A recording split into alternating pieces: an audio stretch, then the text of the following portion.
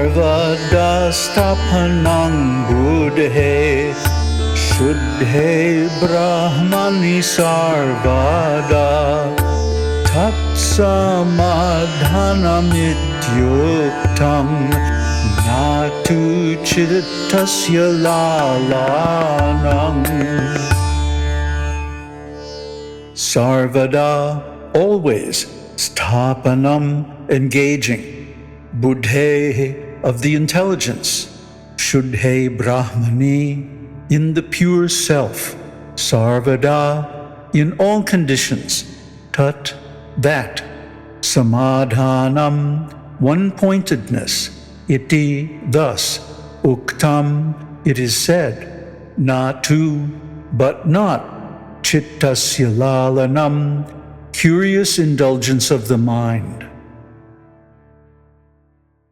Samādhāna, or one-pointedness, is constant concentration of the intellect on the ever-pure Brahman. It is not indulgence of the curious mind. Namaste. So the commentary explains that Samādhāna, sama means sadhana, and dana means giving. So Samādhāna means the result of the sadhana. The result of sadhana is that we are able to control the mind, fixing it directly on nirguna Brahman. Why nirguna? Because there is also a form of shama that fixes the mind on saguna Brahman, Brahman with qualities. But we want to fix it on the supreme Brahman without qualities. That is the difference. So sometimes when children cry and are upset and disturbed, we give them what they want. Even though it may spoil them, we can't tolerate the constant agitation. And the same goes for the mind. The mind is like a child. There's a nice shloka from Yoga Vasishta. The river of latent impressions, vasana, carries a man along the good and evil paths. They all have to be turned to good paths by special manly effort. What inclines to evil must be directed to the good. The mind of a creature, here man, is that of a baby. It must be forcibly directed to the good. This should be done gradually by the method of shama, not precipitately.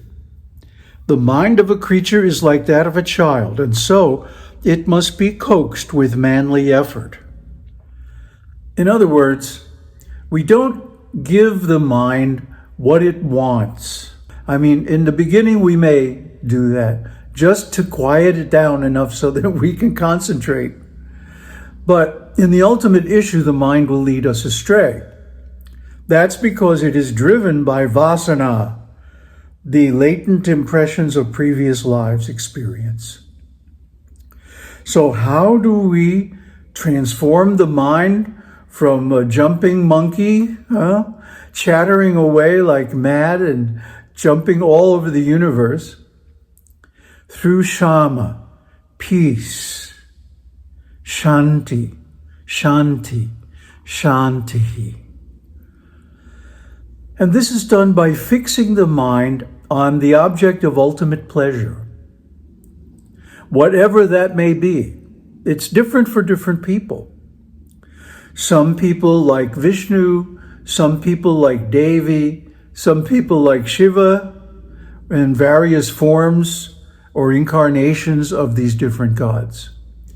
It's a matter of personal preference, but in all minds, there is one object of supreme pleasure, and that should be its goal. That should be its target, and we should remain fixed on that goal, in spite of the different jumping and chattering of the mind. That is shama. But Samādhāna means receiving the result of the sadhana in the form of fixing the mind one-pointedly on Nirguna Brahman, which is beyond all forms and qualities, all activities, and even existence and consciousness. So how do we do that? Well, the previous, 7, 8 different qualities, beginning with Shama, Dhamma, and Titiksha, and Uparati, and so on, are the clue. By practicing these wonderful good qualities, the mind is turned towards the good and learns to enjoy the pleasure of the good. Like my Adi Guru always used to say, virtue is its own reward. Virtue and purity are themselves pleasurable. Not that we wield them or adopt them as an external performance. That would be out of integrity. But within integrity, we internalize the good qualities. And this becomes a decoration. The power's back on.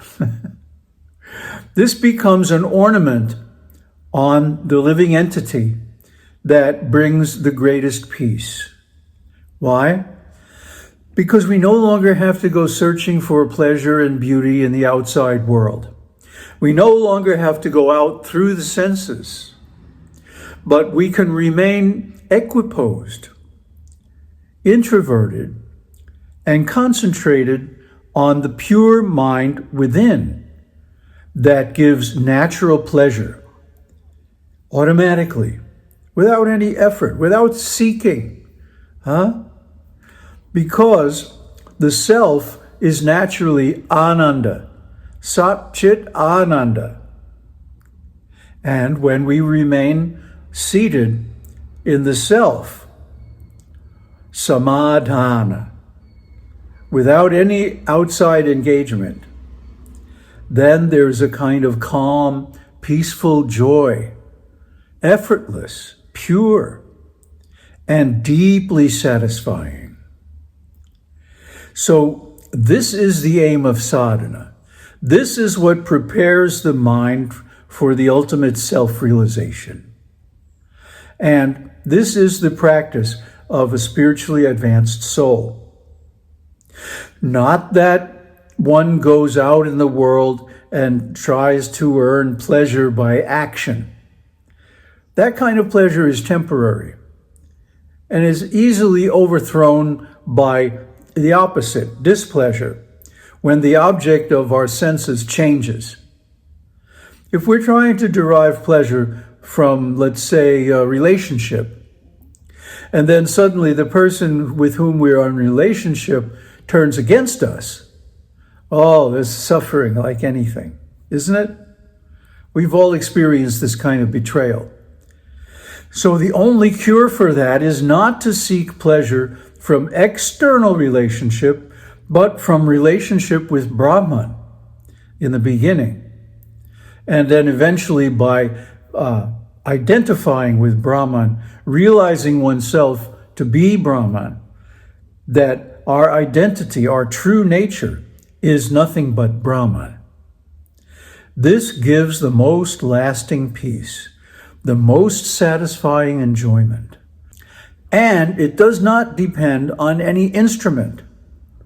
Not the body, not the senses, not the objects of the world, not even the mind.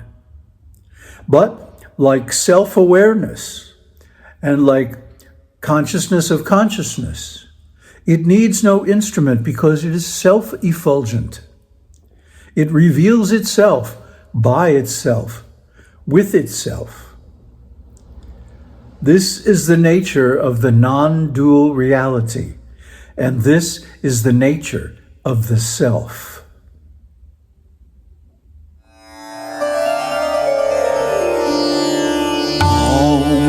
Tat Sat, Om Shakti Om.